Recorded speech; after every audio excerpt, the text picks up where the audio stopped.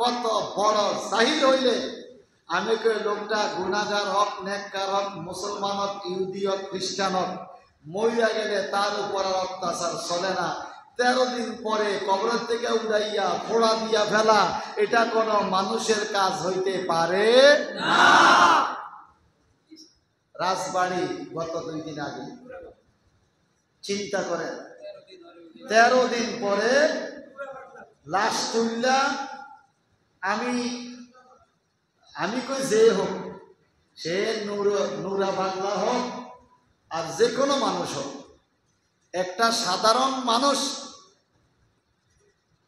এমনিই বলতেছেন নুরা পাগলা, তো পাগল আল্লাহ কোনো শরীয়ত আসেনি, নিজে তো বলছেন পাগলা, তো পাগলার আবার বিচার কি?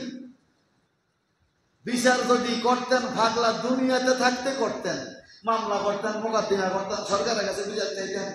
পাগলা মরার পরে তারে 13 দিন পরে কবর থেকে তুললা আগুনে পোড়া দিয়া আবার আগুনের উপরে লাড়ি দিয়া ফিরানো, এটা কোন মানুষের কর্ম হইতে পারে না। ইতিমধ্যে অন্তর্বর্তীকালীন সরকার তাদের বিরুদ্ধে মামলা নিচ্ছে, প্রায় 2000-এর উপরে আসামি হয়ে গেছে, 3500, কয়েকজন গ্রেপ্তারও হয়েছে। এটা আমি বলবো শরীয়ত ভিন্ন কথা, মানুষ হিসাবে এটা তো করা যায় না, ঠিক কিনা? আমরা তো মানুষ, মানুষের জন্য মানুষের দয়া আছে। একটা কুকুর পানি খাবে, একজন জিনাকারিনী মহিলা ওর নাড়া ভিজাইয়া কুয়ার থেকে পানি তুইলা কুকুরে খাওয়াইছে, আল্লাহ পাক খুশি হইয়া তারে ক্ষমা করে দিছে। তুই জিনা করছত পাপী, আমি তোরে ক্ষমা করে দিলাম, যা আমার একটা আদনা সৃষ্টি একটা কুকুরে দিয়ে পানি খাওয়াইছস, আমি তোর উপর খুশি হইয়া গেলাম। আর এটা তো একটা মানুষ, এই মানুষটাকে কবর থেকে তুইলা 13 দিন পরে পোড়াইয়া দেওয়া, আবার তার উপরে আঘাত করা মুসলমান জাতিকে কলঙ্কিত করেছে। সারা পৃথিবীর মানুষ বাংলাদেশের মানুষকে সি সি করতেছে। তার ভুল আছে, ত্রুটি আছে, এগুলো সমাধান করা যাইতো, কিন্তু এভাবে কবর থেকে 13 দিন পরে লাশ উঠাইয়া আগুনে পোড়া দেওয়া, তেল দিয়া পোড়া দিয়ে এরপরে আবার আগুনের উপরে লাঠি দিয়ে আঘাত করা, এটা কোনো সভ্য জাতির কাজ হতে পারে না। আল্লাহ আমাদেরকে তুমি এসব চক্র থেকে হেফাজত করো, আমিন। হাদিস শরীফে রয়েছে, আল্লাহর নবী বলেন, তোমরা কোনো মানুষকে আগুনে পোড়াইয়া শাস্তি দিও না। বলে কেন? বলে আগুনে পোড়াইয়া শাস্তি দেওয়া এটা শুধু আল্লাহর বিধান। আল্লাহ চাইলে কোনো মানুষকে জাহান্নামের আগুনে পোড়া শাস্তি দিবে, তোমরা আগুনে পোড়াইয়া আল্লাহর সৃষ্টি কাউকে শাস্তি দিও না।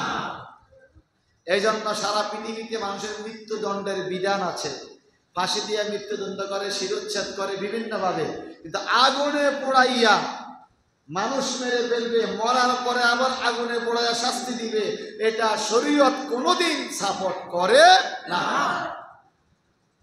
বুঝছেন? এখন সারা পৃথিবীর মুসলমান আমগরে সি সি করতেছে যে এটা কি অবস্থা। এটা তো আপনার ধর্মকর্ম একদিকে রাখেন না, মানুষ হিসাবে এটা করা যায়। যদি আপনি মানুষ হয়ে থাকেন, দেখবেন অনেক সময় জঙ্গলার হিংস্র প্রাণীদের মধ্যে মায়া আছে। বাঘে দেখবেন হরিণের বাচ্চা ফালে, কথা কয় না, বাঘে হরিণের বাচ্চা ফালে, এটা মধ্যে মায়া আছে। কিন্তু ইদানিং কিছু মানুষ এতই উগ্র হইছে, মানুষের কোনো জানমালের নিরাপত্তা তার কাছে নাই। সরকারও ধরতেছে, সময় মতো হয়তো ধরা খাবে, কথা কোন ঠিক কিনা? ইসলাম শান্তির ধর্ম, ইসলামে কোনো মারামারি কাটাকাটি নাই। দিনের নবী পৃথিবীতে আইসা মানুষকে শান্তির দাওয়াত দিয়েছে, ঠিক কিনা? জীবন্ত মাটিতে নারীদেরকে পুঁতে ফেলতো জীবন্ত। এখনো মক্কা শরীফে জিন্দা কবর আছে, জিন্দা কবর, যেখানে জীবিত কবর দিত। এরপরে নারীদেরকে কোনো মূল্যায়ন করত না, সম্পত্তি দিত না। সুদ, ঘুষ, জুয়া, অন্ধকার যুগ, আরবিতে বলতো আইয়ামে জাহিলিয়া। সে আইয়ামে জাহিলিয়ার যুগে আল্লাহ পাক নবীজিকে পাঠাইছেন পথ প্রদর্শক হিসাবে। যারা পথ প্রদর্শক হিসাবে মানতেছে তারাই নবীজিরে পাইয়া খুশি, আর যারা পথ প্রদর্শক হিসাবে মানতে পারে না তারাই নবীজিরে পাইয়া বেজান।